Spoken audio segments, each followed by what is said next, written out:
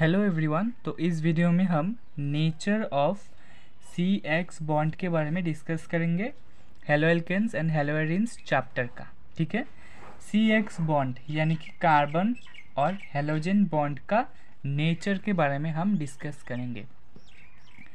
Carbon और halogen, तो अगर हम पीरियोडिक टेबल देखें तो हमें पता है कि जो हेलोजन होते हैं, जो X होते हैं या फिर X यानी कि क्लोरीन, ब्रोमीन, फ्लोरीन, आयोडीन। ठीक है, यानी कि जो X होते हैं, जो हेलोजन होते हैं, वो सबसे इलेक्ट्रोनेगेटिव होते हैं। ठीक है, यानी कि जो उनका इलेक्ट्रोनेगेटिविटी का कैरेक्टर है वो सबसे ऊपर में होता है। या फिर अगर हम बात करें कि फ्लोरीन का, तो हमें पता है फ्लोरीन जो होता है वो मोस्ट इलेक्ट्रोनेगेटिव एलिमेंट होता है। मोस्ट इलेक्ट्रोनेगेटिव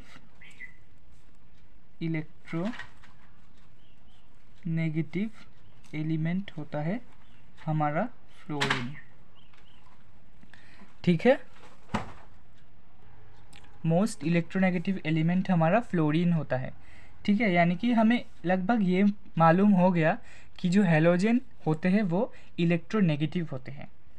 तो जब ये इलेक्ट्रोनेगेटिव हो गए तो इस वाला जो कार्बन है, इसके पास वाला, ये थोड़ा इलेक्ट्रो पॉजिटिव हो जाएगा। कैसे?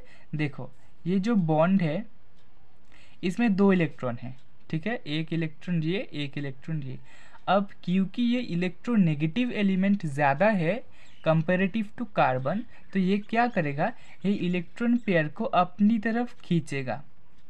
ठीक है, हमें 11th में सीखा था कि जो इलेक्ट्रोनेगेटिव एलिमेंट होते हैं वो इलेक्ट्रॉन को अपनी तरफ खींचते हैं। तो ये इलेक्ट्रॉन को अपनी तरफ खींचेगा तो इसके ऊपर नेगेटिव चार्ज ज़्यादा हो जाएगा, तो इसीलिए इसके ऊपर एक पार्शियल नेगेटिव चार्ज डेवलप हो जाएगा। ठीक है, पार्शियल नेगेटिव चार्ज क्यों? क्योंकि 1-2 इलेक्ट्रॉन इसने ज़्यादा खींच लिए अपनी तरफ। और इस वाले कार्बन पर क्या होगा, इसके जो बॉन्डेड पेयर है उनमें से एक इलेक्ट्रॉन इसके पास चला गया तो इनमें खाली जगह हो गया। खाली जगह यानी कि इलेक्ट्रो पॉजिटिव हो गया। ठीक है, इसी को हम बोलते हैं इलेक्ट्रोनेगेटिविटी डिफरेंस। क्योंकि कार्बन हेलोजन से कम इलेक्ट्रोनेगेटिव है, इसलिए कार्बन के ऊपर पार्शियली पॉजिटिव चार्ज आ गया एंड हेलोजन के ऊपर पार्शियली नेगेटिव चार्ज आ गया।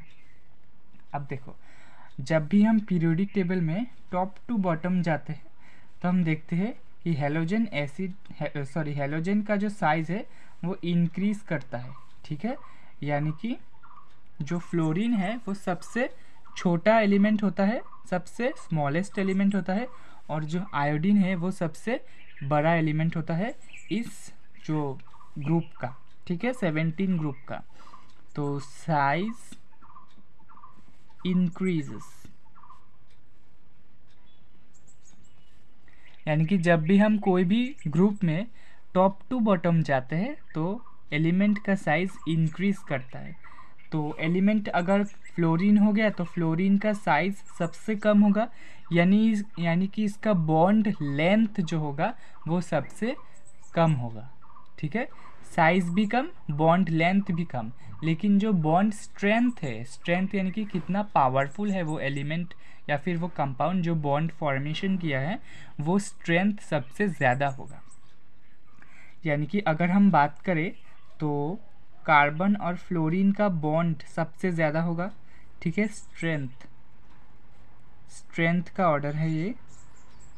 स्ट्रेंथ की अगर हम बात करें तो कार्बन और फ्लोरीन का स्ट्रेंथ सबसे ज़्यादा, उसके बाद कार्बन क्लोरीन का, उसके बाद कार्बन ब्रोमीन का, एंड लास्ट में कार्बन आयोडीन का।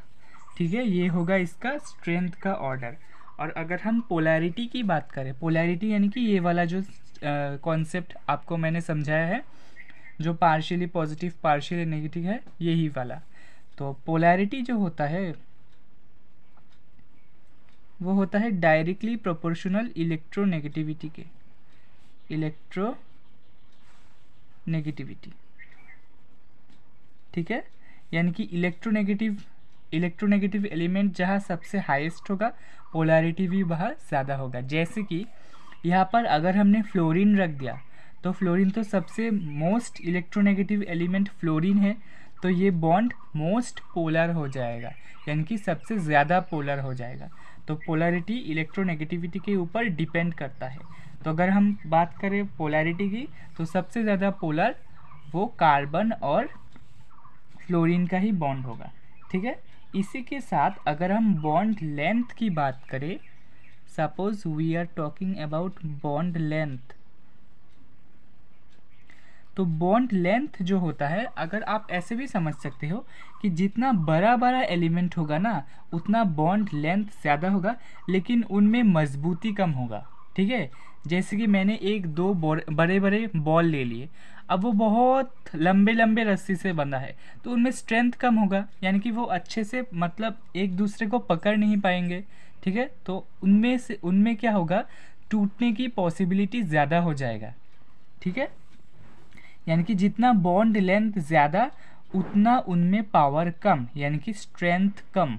तो इससे हम इंटरप्रेट कर सकते हैं जो बॉन्ड लेंथ होता है वो बॉन्ड स्ट्रेंथ के इनडायरेक्टली प्रोपोर्शनल होता है, ठीक है। यानी कि स्ट्रेंथ ज़्यादा तो बॉन्ड लेंथ कम, और बॉन्ड लेंथ ज़्यादा तो स्ट्रेंथ कम, ठीक है। इसी के साथ एक और टर्म आता है यहाँ पर, जो होता है डायपोल मोमेंट। डायपोल मोमेंट तो आपने फिजिक्स में पढ़ा होगा, जो डायपोल मोमेंट होता है, या फिर क्लास 11 केमिस्ट्री में भी ये था।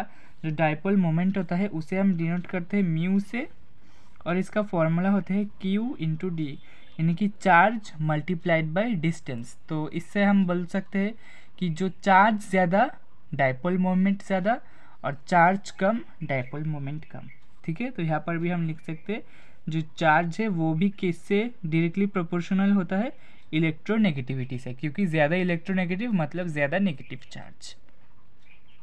सो आज का वीडियो यहाँ पर ख़त्म करते हैं। नेक्स्ट वीडियो में हम methods of preparation of halo alkanes पढ़ेंगे। Thank you for watching.